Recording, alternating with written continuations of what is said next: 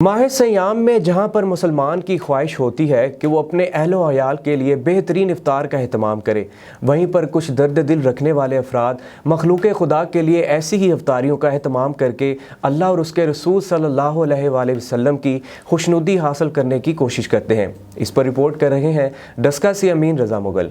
रमज़ानुल मुबारक रहमतों, बरकतों और नेकियों का मौसम बहार है। जहाँ इस माह मुक़द्दस में इबादत का ज़ौक़ व शौक़ बढ़ता है, वहीं मुख़य्यर हज़रात की जानिब से सदक़ात, ज़कात और अतियात का रुझान भी देखा जाता है। माह सियाम के फ़ियूज़ व बरक़ात समेटने की ख्वाहिश लिए डस्का में भी ऐसे नेक दिल अफराद मुसाफिरों, बेसहारा और गरीबों की इफ्तार के लिए दस्तरखान सजाते हैं, जहां रोज़ादार इज़्ज़त के साथ इफ्तारी करते हैं। छोटा हो बड़ा, औरत हो या मर्द, इफ्तार के लिए दस्तरखान पर बैठते हैं तो हाथ दुआओं के लिए उठते हैं। रोज़ा खोलने बड़े अजीम तरीके दे नाल अल्लाह ताला रोज़ा खुलान वालियां नूं बरकत पर बरकत अता फरमाए। डस्का की रूहानी शख्सियत अलहाज बाबा जी खालिद महमूद मक्की मदनी मोहताजों, गरीबों, बेसहारा के लिए इफ्तार दस्तरखान सजाते हैं और ये सिलसिला कई दहाइयों से जारी है। जब भी रमज़ान करीम का महीना आता है तो अलहाज बाबा जी खालिद महमूद मक्की मदनी और उनके दोनों साहबजादों की तरफ से खुल्के मोहम्मदी फाउंडेशन के ज़ेर तमाम मदनी दस्तरखान सजा दिया जाता है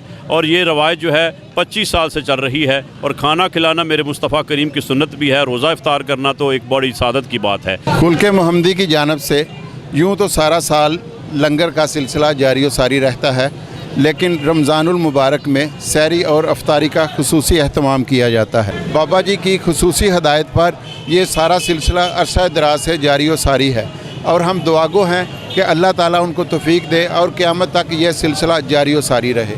नफ्सा नफसी के इस दौर में इंसानियत की खिदमत सदका जारिया है। जो तस्कीन इफ्तार दस्तरखान सजाने में है, इसका कोई नेमुल बदल नहीं। अमीन रज़ा मुगल, MM5 न्यूज़, डस्का।